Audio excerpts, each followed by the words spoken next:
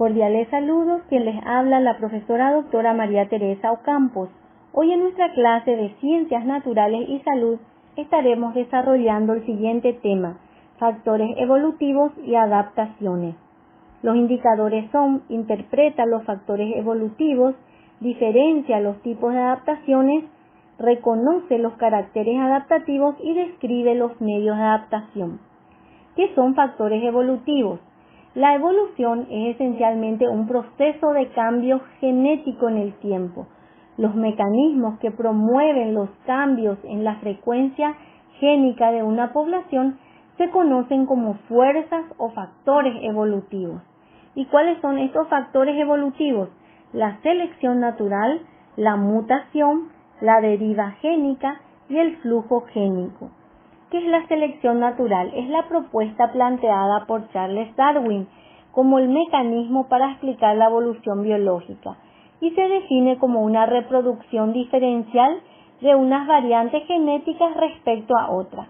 La selección natural se considera como la principal causa del origen de las especies y de su adaptación al medio.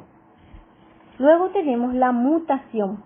Son cambios estables y heredables en el material genético. Principalmente consiste en la variación de la secuencia del ADN y con ello van a aparecer nuevas variantes. Luego tenemos la deriva génica. Representa uno de los principales factores que promueven los cambios evolutivos en las poblaciones y corresponden al cambio en la frecuencia de una población, que resulta de la variación al azar en la supervivencia y la reproducción de los individuos. Entonces acá tenemos la reproducción de varias especies y considerados como que se reproducen por azar.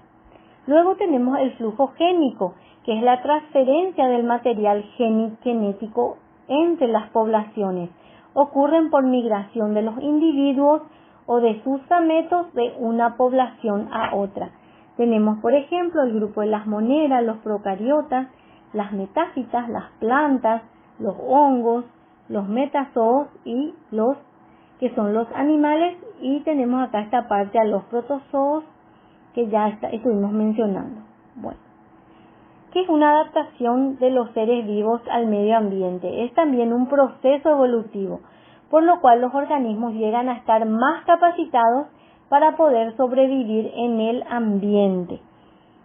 Estos tipos de adaptación son 4, que tenemos: la acomodación, aclimatación, naturalización y migración. Acá tenemos la acomodación. Se da cuando los seres vivos pueden vivir en diferentes medios. Este tipo de adaptación es más propia de los vegetales. Acá vemos el crecimiento de las lechugas que se acomodan al medio ambiente en la cual fueron presentadas. La aclimatación es un proceso de adaptación del organismo regulado por ciertas condiciones establecidas en forma artificial. Por ejemplo, los peces en un acuario, ellos sobreviven ya que el medio ambiente se ha acondicionado de forma artificial. La naturalización se produce cuando el individuo se adapta al medio perfectamente. Y la migración es el desplazamiento de las especies de un lugar a otro y generalmente es en respuesta a las variables estacionales. ¿Cuáles son los caracteres de adaptación? Se denomina de esta manera aquellos caracteres que son comunes a diferentes especies que habitan en una misma región y que aparecen por acción predominante de uno o más factores del medio ambiente. Estas características son 3: las morfológicas o estructurales, las funcionales y las de comportamiento. Acá tenemos las adaptaciones morfológicas. Ocurre cuando varía el cuerpo de una misma especie. Puede haber pérdida o ganancia de miembros o especialización de los mismos. Acá tenemos, por ejemplo, el pico de estas aves que han sufrido estas varias adaptaciones morfológicas. También tenemos las aletas de los peces. Este tipo, entonces, tenemos 2 ejemplos: el camuflaje y el mimetismo. El camuflaje es un mecanismo que permite a los organismos hacerse poco visibles, ya sea para sus depredadores o también para sus presas, y de otra forma serían detectados por estos últimos. Pues cuando adquiere la forma o color del organismo es similar a ¿qué? Al medio ambiente. Acá tenemos un búho que es similar a su medio ambiente, que es el árbol. Acá tenemos a una raya que es similar, asemeja a una arena. Y acá tenemos a una langosta que asemeja a una hoja. Entonces ellos se confunden fácilmente con el medio donde vive. A esto se llama camuflaje. Mimetismo es la semejanza en aparición, en apariencia, que desarrollan algunos organismos inofensivos. ¿Para qué? Para parecerse a otros más peligrosos. Y de esta manera ahuyentan a sus enemigos. Acá tenemos un insecto que tiene como dos ojos acá que asemeja a un búho, una serpiente que asemeja a una de las serpientes más ponzoñosas, a la coral, y esta que asemeja también a un búho y es una mariposa. Bueno, a esto se lo llama entonces mimetismo. Ahora tenemos el segundo, que es el fisiológico funcional. Son alteraciones en el funcionamiento de su estructura interna y bioquímicas como hormonas y enzimas para satisfacer las necesidades. En este caso tenemos dos ejemplos, la hibernación y la estivación. ¿Qué es la hibernación? Es el estado letárgico en la que muchos animales de sangre caliente pasan el invierno, sobre todo en las regiones templadas y árticas. Este mamífero permanece inactivo durante muchas semanas y consumiendo la mínima cantidad de energía, ¿verdad? Después tenemos la estivación, es un estado de somnolencia que presentan algunos organismos como consecuencia de la reducción de sus funciones metabólicas durante una estación cálida o en regiones como el desierto. Ejemplo de este grupo tenemos al caracol, a la lombriz, a la tortuga, que presentan este tipo de actividad fisiológico-funcional.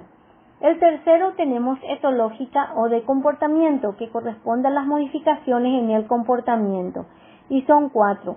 El primero es la migración, desplazamiento masivo de animales desde y hacia sus áreas naturales de reproducción con carácter estacional o periódico, ejemplo golondrinas, mariposas, algunos peces. Luego tenemos el cortejo, que es un comportamiento animal específico que tiene la finalidad de obtener pareja para el apareamiento. Luego tenemos el tropismo, que en esencia es el movimiento de estos organismos para orientar sus ramas y sus hojas hacia el sol o sus raíces hacia el interior de la tierra. Tropismo entonces es movimiento. Y la conducta social, que existen grupos de organismos que entablan relaciones sociales, es decir, que permanecen juntos. Un individuo cumple el papel de jefe y otro de súbdito. Los medios de adaptación, tenemos los medios de adaptaciones acuáticos, aéreos y orgánicos.